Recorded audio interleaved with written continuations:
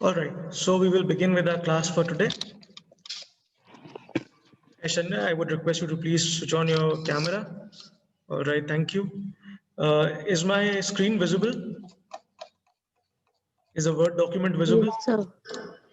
Yes, sir. All right. Okay, so we are beginning with a topic called basic accounting terminologies.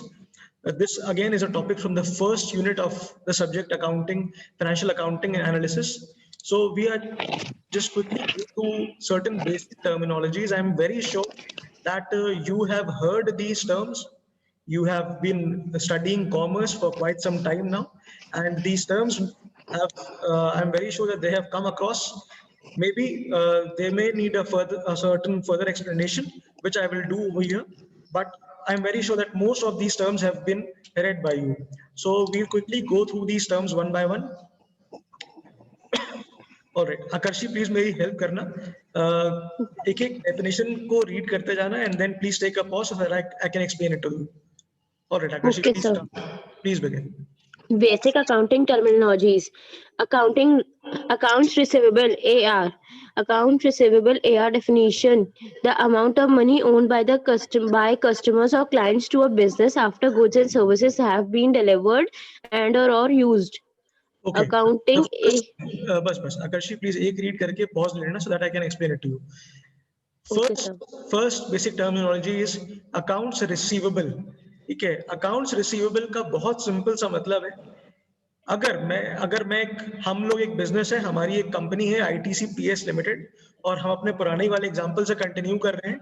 हम shirts manufacture करते हैं, we manufacture shirts and we sell two shirts. So if we have sold our shirts to Aishanya on credit, हमने ऐशन्या को shirts बेच दिए, हमने उन्हें shirts की डिलीवरी दे दी है, but the money has not yet been received by us, by ITCPS Limited, then this will be termed as account receivable, because this money will be received in the near future.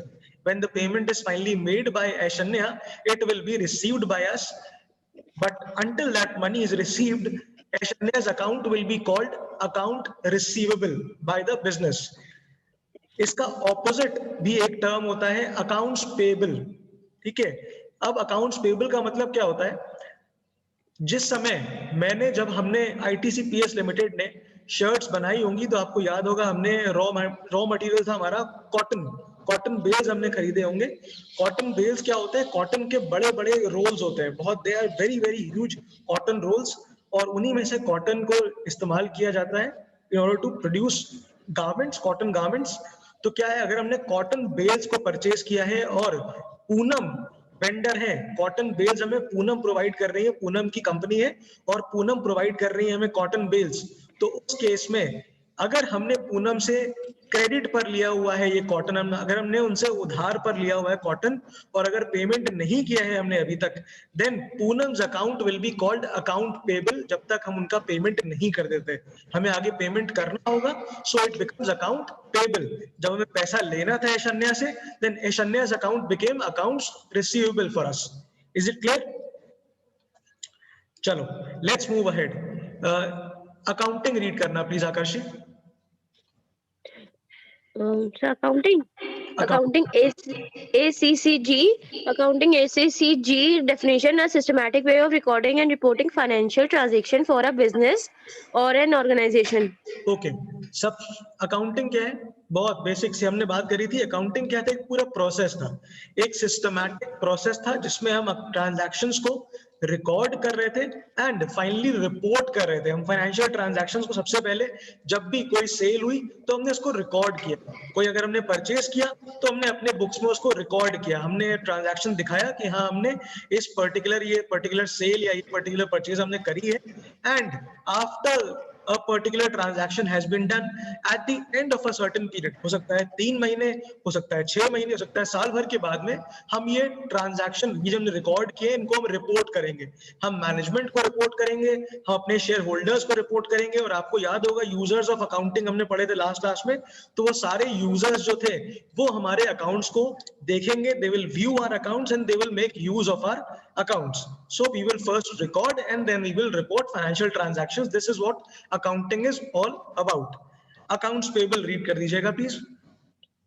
Accounts payable AP definition: the amount of money a company owes creditors, suppliers, etc. in return for goods and or service that they have been delivered.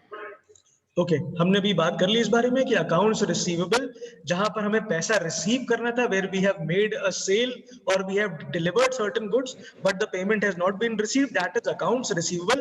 And the converse is accounts payable, जहां पर हमने कोई सामान purchase किया है या कुछ खरीदा है but the payment has not been made by us till now, so that will be account payable for us. Next is asset, fixed asset and current asset. Read करिएगा please Aakarshan. Assets with fixed and current definition: current assets are those that will be convertible to cash within 1 year. Typically this could be cash, inventory or account receivable. Fixed assets FA are long term and will likely provide benefits to a company for more than 1 year, such as a real estate, land or major machinery. चलो हम देखते हैं। सबसे पहली बात, asset क्या होती है? बहुत सिंपल सी बात, एसेट एक ऐसी चीज जिससे हमें बेनिफिट मिलने वाला है, जो हमें बेनिफिट देगी आगे चल के, हमें इनकम जनरेट करके देगी, या हो सकता है हम कुछ और बेनिफिट्स डिराइव करें, कुछ और बेनिफिट्स हम बात कर लेंगे कौन से वो बेनिफिट्स हो सकते हैं। दो तरह की एसेट्स, बेसिकली दो तरह की एसेट्स होती है, fixed and current assets. Fixed assets की हम जब अगर हम बात कर ले तो फिक्स्ड एसेट का मतलब जैसा कि वर्ड बता रहा है फिक्स्ड, एक फिक्स्ड एसेट एक लंबे टर्म के लिए ली हुई एक एसेट, एक ऐसी एसेट जिसका बेनिफिट हमें 1 साल से ज्यादा के लिए मिलने वाला है। आईटीसी पीएस लिमिटेड ने जब शर्ट्स उनको मैन्युफैक्चर करनी थी, सो दे परचेज्ड अ प्लांट, उन्होंने एक प्लांट लगाया मैन्युफैक्चरिंग का। So that plant once installed in ITCPS Limited, it will provide benefit to ITCPS Limited for many years to come. बहुत सालों तक मैन्युफैक्चरिंग होगी शर्ट्स की and ITCPS Limited will avail benefit from that manufacturing. Fix asset एक बार ली और बहुत लंबे term के लिए इस्तेमाल करी, इसमें इन्वेस्टमेंट भी बहुत बड़ा होता है। फिक्स एसेट्स में अगर हम बात कर रहे हैं मशीनरी की, if you are talking about a building or a plant or a land or a piece of land, then these entail very big investments, बहुत बड़े अमाउंट के इन्वेस्टमेंट्स होते हैं, ठीक है। So these decisions ought to be taken very carefully by the organizations. जब भी organisation कोई फिक्स्ड एसेट परचेज करने वाली होती है, ठीक है, they undergo a very scrutinized review process. एक बहुत ही स्क्रूटनी के थ्रू जाते हैं कि whether this fixed asset that we are buying will give us the benefits in the future or not. Jin benefits को हम चाह रहे हैं ये हमें मिलेंगे या नहीं मिलेंगे, क्योंकि अगर एक बार an investment has been made in a particular fixed asset, then that is a very big investment and a lot of money is involved, और बहुत साल लग जाएंगे। अगर एक नुकसान हो गया, एक गलत डिसीजन हो गया फिक्स एसेट की परचेजिंग में, तो बहुत साल लग जाएंगे उस नुकसान से बाहर आने में। That is why it is imperative that we take maximum care while making fixed asset purchase decisions. Next, let us talk about current assets. Current assets का मतलब जिन assets को हम current year में ही cash में convert कर लेंगे, इस साल के अंदर ही हम जिन assets को हम cash में convert कर लेंगे, they will be called current assets. सबसे बढ़िया example inventory या stock, हमने ITCPS लिमिटेड ने कॉटन बेल्स परचेज किए थे। Now they will put those cotton bales to use उसी साल में, जैसे हमने परचेज किए हमने तुरंत उसको मैन्युफैक्चरिंग के काम में लगा दिया, मैन्युफैक्चर किया, इसी साल में शर्ट्स को सेल किया, और हमने कॉटन को सेल करने के बाद में कॉटन से शर्ट्स मैन्युफैक्चर करी और उसको बेचा और हमने कैश को रियलाइज कर लिया। सो स्टॉक और inventory is a current asset. Accounts receivable क्या थे? जहां से हमें पैसा मिलना है, जिन पार्टीज को हमने कोई सामान बेच दिया है या कोई सर्विस दे दी है और उनसे हमें पैसा मिलना है. So usually this is done with in a period of a year, एक साल के अंदर अंदर. मैंने आपसे कहा था क्लास में that businesses operate on credit, उधार पे चलते हैं. आप मेरे से शर्ट्स लेने आए, एक हम बात कर लेते हैं ITCPS लिमिटेड का एग्जांपल लेते हैं फिर से. ITCPS limited was a manufacturer of cotton shirts. ITCPS limited ने कॉटन शर्ट्स मैन्युफैक्चर किए एंड शर्ट्स मैन्युफैक्चर करने के बाद में इन्होंने एक होलसेलर को, प्रगति निगम एक होलसेलर थी और प्रगति को इन्होंने ये शर्ट्स होलसेल पर बेच दिए. ठीक है, जब बेचे तो प्रगति से कहा कि प्रगति आपको हम 1 महीने का टाइम दे रहे हैं कि आप 1 महीने के अंदर अंदर अपना जो जितनी शर्ट्स आपने हमसे लिए हैं इनका पेमेंट आप कर दीजिएगा. अब प्रगति क्या करेंगे, प्रगति इसको आगे रिटेलर्स को बेचेंगी इन शर्ट्स को, और रिटेलर को बेचते ही उनसे कहेंगे कि आप मुझे पेमेंट 20 दिन में 25 दिन में कर दीजिएगा. तो उससे क्या होगा, रिटेलर से 20-25 दिन में प्रगति को पेमेंट मिल जाएगा और आगे 10 दिन 5 दिन और रह जाएंगे प्रगति के पास में मेरा पेमेंट, मैन्युफैक्चरर का पेमेंट करने के लिए. सो क्या होगा, यही अकाउंट्स रिसीवेबल क्या है, अकाउंट्स रिसीवेबल भी 1 साल के अंदर अंदर हमें रिसीव होने वाली एसेट है. कैश क्या भाई, कैश तो हमारे पास में रखा ही है, हमारे अकाउंट में पड़ा हुआ है cash. We can have it any time that we want. अगर बैंक में है हमारे, हम एक विड्रॉल स्लिप लगाएंगे और पैसा विड्रॉ कर लेंगे. अगर कैश है हमारे पास हाथ में, then we can use it any time within a span of a year. Next, asset classes. Aishanya please read करिएगा asset classes. सर एक्चुअली मेरे स्क्रीन में क्लियर नहीं है, बहुत छोटा आ रहा है और ब्लर आ रहा है. अपूर्वा प्लीज रीड करिएगा. An asset class is a group of securities that behave in the marketplace. The three main asset classes are equities or stocks, fixed incomes or bonds, and cash instruments or money market instruments. Okay, देखो asset class से समझना, asset class का मतलब क्या होता है. You are an MBA class, आप एक इस समय MBA फर्स्ट ईयर क्लास है. Why? Because you are, जैसे लिखा हुआ है ना, asset class is a group of securities that behave similarly. You are expected to behave in a similar manner, as in you are expected to appear for your first semester, then second semester, then third semester, then fourth semester. आपसे expect किया जा रहा है, आप एक MBA class है, you are expected to behave in a similar fashion कि आप लोग सब के सब अपने बैच को कंप्लीट करेंगे एक टाइम में. 2020 में स्टार्ट हुआ है एंड 2022 में you will be an MBA pass out. Similarly, asset classes मतलब ऐसे एसेट्स जो एक तरह से सिमिलरली बिहेव करते हैं. 3 ब्रॉड एसेट क्लासेस होते हैं. सबसे पहला एसेट क्लास है इक्विटीज या स्टॉक्स. इक्विटी का मतलब हम जब बात कर रहे हैं we are talking about the shares, हम शेयर, कंपनी के शेयर्स की बात कर रहे हैं, हम इक्विटी शेयर होल्डिंग की बात कर रहे हैं. देखो अभी आपने देखा होगा पैंडेमिक में, you must have heard that the stock market crashed. Stock market crash कर रहा था. हो क्या रहा था, किसी भी कंपनी के इक्विटी शेयर्स, किसी भी कंपनी के, I am talking about any and every company listed on stock exchange, उनके इक्विटी शेयर्स जब स्टॉक मार्केट ही क्रैश किया तब सारे के सारे equity shares they had a downward trend. उन सबके वैल्यू नीचे जाने लग गए.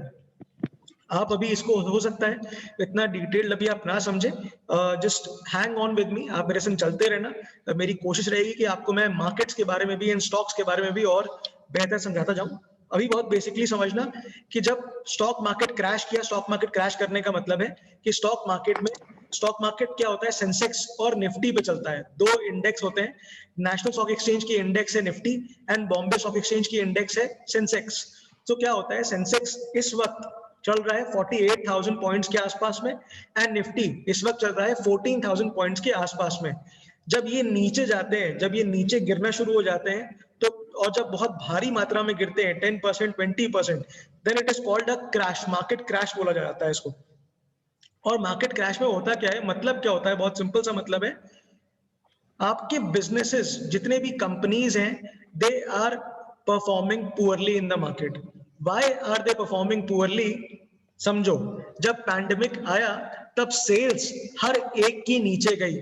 ठीक है, जितनी भी कंपनीज थी एक्सेप्ट फॉर Amazon, जो जितनी ये ई मार्केट कंपनीज थी इनकी सेल्स बढ़ी है इस टाइम में, खास तौर से Amazon की. ठीक है, because they were delivering goods to our houses. Otherwise, हर एक business ने loss उठाया है, and because the businesses were not performing well, all the equity shares were going down. उनकी valuation नीचे गिर रही थी, ठीक है? So they were performing in a similar fashion. Her company के equity share के prices नीचे गिर रहे थे. The second class, पहला class है equities या stocks, दूसरा class fixed income या bonds. अब इनको fixed income क्यों बोलते हैं समझना. आप लोग याद करिएगा, आप लोग बैलेंस शीट ड्रॉ किया करते थे. अभी हम लोग बैलेंस शीट ड्रॉ करेंगे भी आगे कुछ टाइम में. आप लोग बैलेंस शीट ड्रॉ करते थे, and if you remember the liability side में कुछ चीजें लिखी हुई होती थी. सबसे पहली क्या था, कैपिटल लिखी होती थी, एंड कैपिटल में इक्विटी कैपिटल लिखी होती थी, equity share capital of ₹10 each, और इतना इतना अमाउंट की इक्विटी कैपिटल. देन लिखा होता था 9% preference share capital, 10% preference share capital, एक परसेंटेज लिखा होता था. एंड देन देयर वाज, अगर बिजनेस के पास कोई लोन था, फॉर इंस्टेंस अगर बैंक लोन था, तो उसके आगे साफ साफ लिखा होगा 9.5%, 8.5% बैंक लोन, ठीक. उसके बाद क्या था, अगर डिवेंचर्स इशू किए हैं बिजनेस ने, तो उसके आगे भी परसेंटेज लिखी होगी. परसेंटेज कितनी, जो भी डिवेंचर इस वक्त ऑफर कर रहा हो कंपनी का, 9%, 10% depending upon the company's offerings, उसके आगे उसका परसेंटेज बहुत क्लियरली मेंशन्ड होता था. Now why was this percentage very very clearly mentioned? Please try to understand. Equity share capital के आगे you would never see a fixed percentage mentioned. आप equity के आगे कभी भी आपको परसेंटेज नहीं लिखा हुआ मिलेगा. आप कोई भी बैलेंस शीट उठाइएगा, चेक कर लीजिएगा. आज उठाइएगा, go ahead, go through a balance sheet, आप देखिएगा इक्विटी कैपिटल के आगे कोई भी परसेंटेज नहीं लिखी होती है. I want an answer from you, क्यों नहीं लिखी होती है?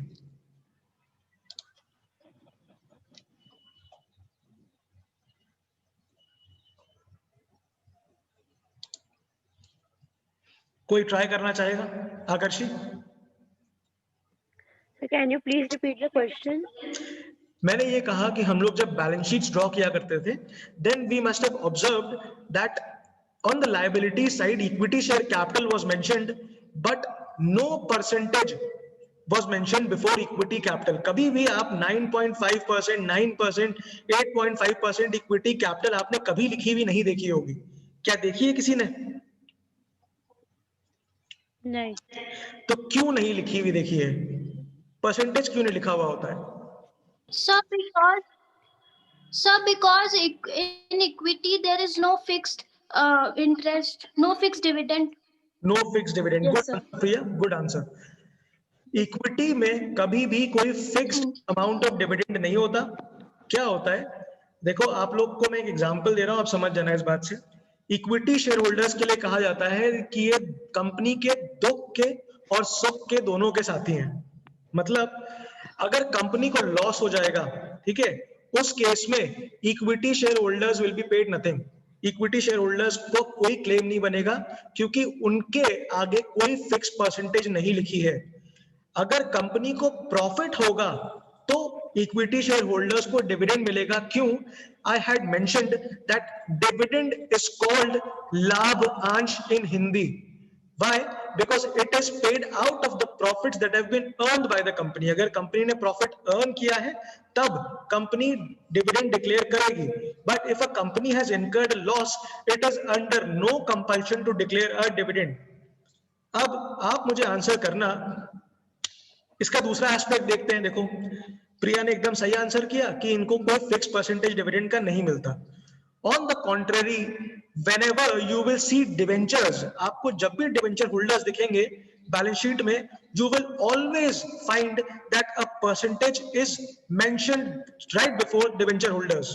डिवेंचर्स के पहले 9.5% डिवेंचर्स, 8.5% डिवेंचर्स, 9% डिवेंचर्स मेंशन्ड होगा. क्यों मेंशन्ड होगा? बिकॉज डिवेंचर्स, जो डिवेंचर होल्डर्स होते हैं, they are called the creditors of the company. ये कंपनी को उधार दे रहे हैं, ठीक है. जब ये डिवेंचर्स को सब्सक्राइब कर रहे हैं तो ये कंपनी को पैसा उधार पर दे रहे हैं, और जब भी कोई भी पैसा उधार पर देता है उसकी एक्सपेक्टेशन होती है ब्याज या फिर interest. they want to earn interest, and the company says that okay, since debenture holders you have given us a debt, we will be giving you 9.5% interest per annum. आपको हम 9.5% का per annum interest देंगे. Now listen to me very very carefully. 9.5% का अगर हम interest दे रहे हैं या कोई भी परसेंटेज का हम इंटरेस्ट दे रहे हैं, दैट मीन्स हमें प्रॉफिट से कोई मतलब नहीं. डिवेंचर होल्डर्स कहेंगे हमें आपके प्रॉफिट से या आपके लॉस से हमें कोई मतलब नहीं है. आप चाहे पैसा कमाइए, चाहे आपको नुकसान हो रहा हो, हमारा ये जो इंटरेस्ट है, जो हमने पैसा आपको दिया है, उस पर जो 9.5% का जो इंटरेस्ट है, वी वांट इट मैंडेटरीली, हमें चाहिए ही चाहिए. तो इसका मतलब है डिवेंचर होल्डर्स हमारे सुख के ही साथी हैं. ठीक है, आप अच्छा करो तब भी दो, बुरा करो तब भी दो, हमें कोई मतलब नहीं है आपको नुकसान हो रहा है या नहीं हो रहा है. ठीक है. Now you tell me, if you are a company, अगर ITCPS लिमिटेड एक कंपनी है, you are the company, then who will you give more return to? आप किसको ज्यादा रिटर्न देंगे, इक्विटी को या डिवेंचर होल्डर्स को? And why? Apoorva please answer करिएगा. अगर आप कंपनी है, आप कंपनी के ओनर हैं, then now who will you want to give more return to and why? Sir, equity shareholders, because debentures will give a fixed amount of interest dividend to them, and equity shareholders, if our profit rises, the dividend will be more.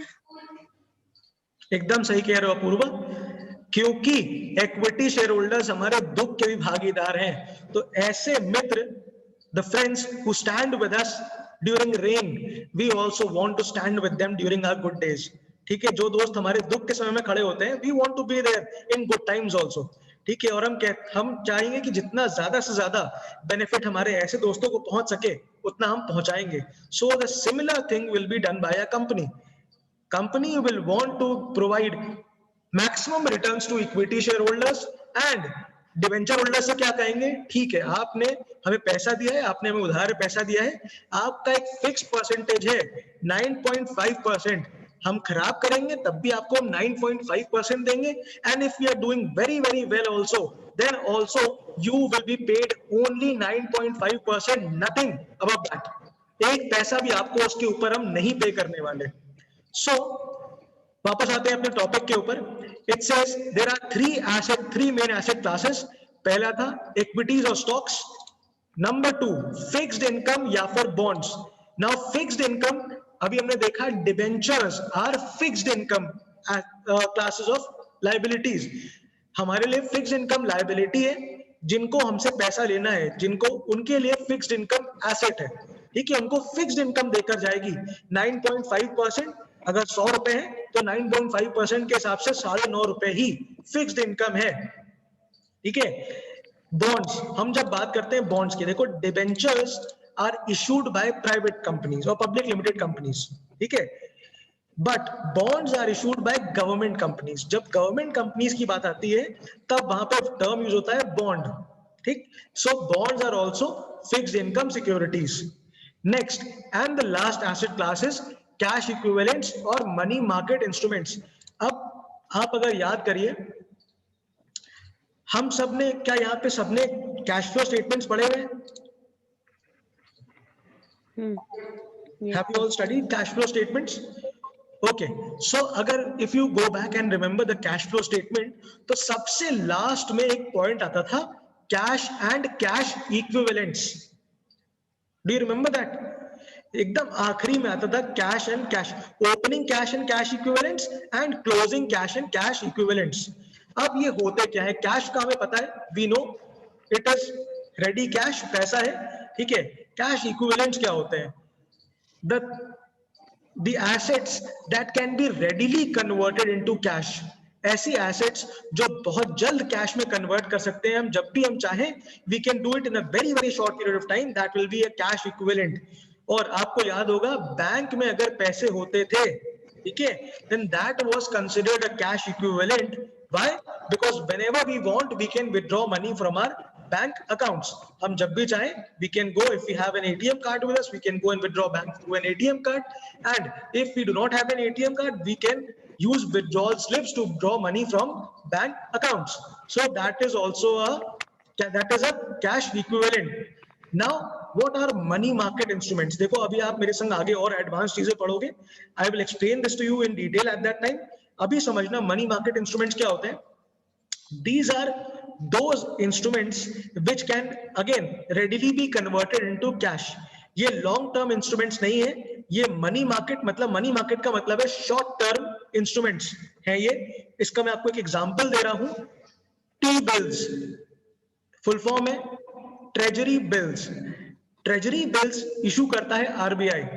If you want you can go ahead and purchase treasury bills from RBI. अब उसमें होता क्या है, mechanism समझ लो. Treasury bills तीन तरह से आता है, तीन क्या चार तरह से आता है. सबसे पहला होता है 14 डे टी बिल. 14 डेज के लिए you can invest your money in a T bill and you can receive a return after 14 days. Next is 91 day T bill. 91 days के लिए इशू होता है T bill. Next is 182 day T bill. 182 दिनों के लिए एक T bill issue होगा. And the final one will be 364 day T-bill. बहुत ध्यान समझिएगा, मैंने कहा आखिरी वाला होता है 364 day T-bill. Why it will not be a 365 day T-bill is because this is a money market instrument and it has to be converted into cash within 1 year. एक साल के अंदर अंदर ये कैश में कन्वर्ट होना है. Now how do T-bills operate? T-bills कैसे ऑपरेट करते हैं? If we want to invest our money in T-bills, RBI का एक ऑक्शन मैकेनिज्म है. RBI की वेबसाइट पे हम जा सकते हैं. We can place our bids. RBI auctions conduct करता है. We can place our bids and we can subscribe to T-bills from the auction. अगर हमें T-bills इशू हुए तो कैसे इशू होगा समझना. T-bill will be issued at a discount.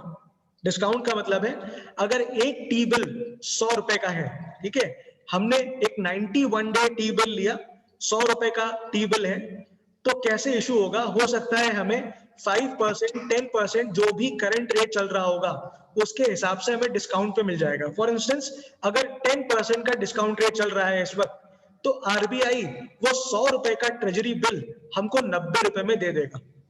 ठीक है, 100 रुपए का ट्रेजरी बिल 90 रुपए में हमको दे देगा. Now what we will do is we will keep this T-bill with us for the next 91 days. 91 दिनों तक हम इसे रखेंगे. 91 दिनों के बाद में we will take this T-bill back to RBI and we will ask for a redemption. Redemption का मतलब अपना T-bill आप वापस ले लीजिए और मुझे रिटर्न मेरा दे दीजिए. Now what RBI will do is now they will redeem this T-bill at face value. Face value कितनी थी आकर्षी? face value क्या थी इस T-bill की? Sir, yes sir. face value क्या थी इस T-bill की? जो T-bill इशू हुआ था इसकी face value क्या थी? So 360 what is? Apurva, what was the face value of this T-bill? Sorry? 100. इस T-bill की face value थी 100 रुपए. ये 100 रुपए का T-bill था, हमें डिस्काउंटेड प्राइस पे 90 रुपए में इशू हुआ था. ठीक है, 90 में इशू हुआ.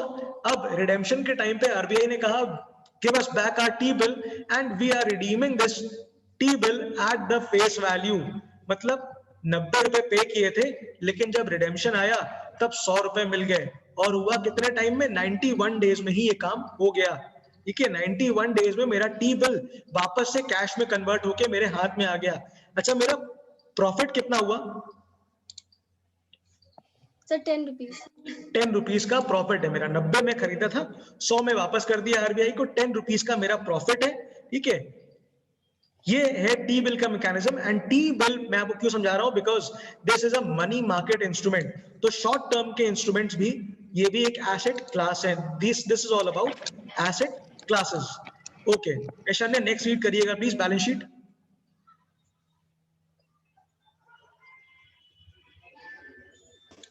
सो क्लियर नहीं है but I will try. Okay, अब रीड करिएगा. Balance sheet. अपूर्वा आप ही रीड कर दीजिएगा. A financial report that summarizes a company's assets, what it owns, liabilities, what it owes, and owner of shareholder equity at a given time. Okay, so balance sheet we have all made. हम सब ने balance sheet बनाई है. Class 11, 12 से we have been making balance sheet. It was a statement wherein the assets and liabilities were recorded. हम company के assets और उसके liabilities record करते थे. कंपनी के assets क्या? कंपनी के पास क्या क्या चीजें हैं? For instance, if a company has a plant, it has a machinery, it has building, it has land, it has cash, it has money in bank. So these are all assets of the company. And what are the liabilities? हो सबसे पहली liability आपको मैंने बताई अभी, equity share capital. Equity share capital जो भी हमारे इक्विटी होल्डर्स ने पैसा दिया है, that is a liability for the company. They have to return that money back to the equity share holders. Preference share capital, debentures, bank loan, these are all creditors, these are all liabilities for a company. क्या क्या company के पास में assets हैं और क्या क्या liabilities हैं, और ओनर या एक share holder equity at a given time, वही जो हमने बात करी इक्विटी शेयर होल्डर्स की कैपिटल दिखाई पड़ती है, that is also mentioned in the balance sheet. Next, capital read करिएगा पूर्वा. A financial asset or the value of a financial asset such as cash or goods. Working capital is calculated by taking your current asset subtracted from current liabilities. Basically the money or assets an organization can put to work. Okay, चलो दो चीजें यहां पर हैं. ठीक है, एक तो बात कर रहे हैं लॉन्ग टर्म कैपिटल की और एक बात कर रहे हैं वर्किंग कैपिटल की. कैपिटल का मतलब क्या होता है? पूंजी. सिंपल सी बात है, पूंजी. अगर आज की डेट में if we want to start a business, then we need to invest capital, we need to have capital. हो सकता है मेरे पास मेरे अपने पैसे हो, and if I do not have money of my own, then if I am a company, if I am a public limited company, then I can invite public to subscribe for my shares, और जब वो shares को subscribe करेंगे, then I can have capital through that subscription. उन्होंने मेरे से equity shares purchase किए, preference share purchase किए, डिबेंचर्स परचेज किए, इन सब बातों से मेरे पास कैपिटल आ जाती है और मैं उस पैसे को यूज करके I can start my own business. So it can be long term capital, ऐसी कैपिटल जिसको मैं बहुत सालों तक इस्तेमाल करूं. Now this long term capital can be in the form of money as well as it can be in other forms also. For instance, हम ITCPS limited हैं, हमारे पास पैसे नहीं थे, ठीक है, बट क्या हमारे पास बिल्डिंग थी. सो building is a long term asset but it is part of capital. अगर हम बिजनेस की शुरुआत कर रहे हैं और हम कैपिटल के नाम पर अगर हम ये बिल्डिंग लेकर आ रहे हैं, then that is also capital. पैसा अगर हमारे पास नहीं भी है अपना, अगर हमने बिजनेस के लिए बिल्डिंग दी है, then that is capital for the business. Next is working capital. As the name suggests, the capital which is used in the day-to-day working of an organization. Day-to-day working में क्या मतलब है?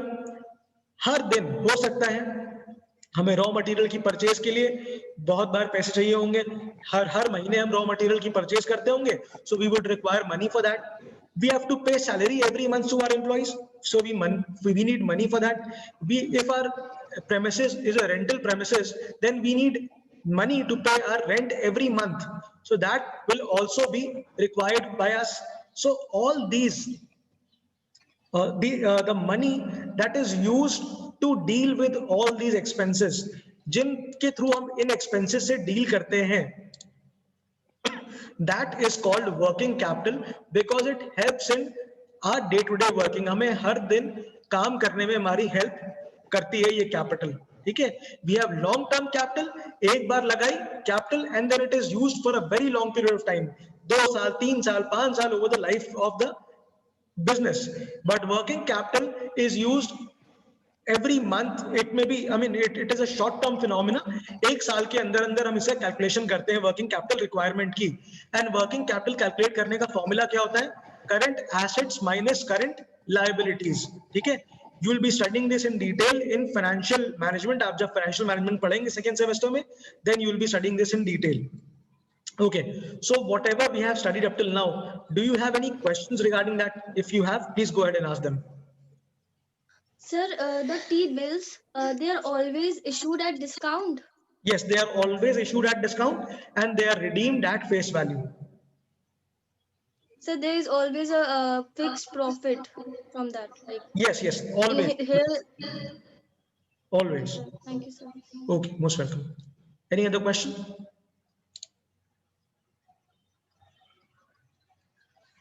All right, so if there is no other question, I'll close my class here.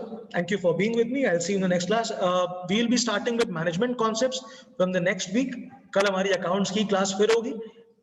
Monday से हम अपने accounts की और management concepts दोनों ही क्लासेस मेरे संग आप करेंगे. I am sending you the notes. मैं आपको भेज नहीं पाया था, मैं आपको सारे नोट्स भेज रहा हूं अभी के अभी, लास्ट क्लास के भी और आज के भी नोट्स मैं आपको अभी ईमेल कर रहा हूं. Okay, sir. Okay, thank you being with me. I will see you in the next class. Thank you, sir. Thank you. Thank you, sir. Thank you बच्चों.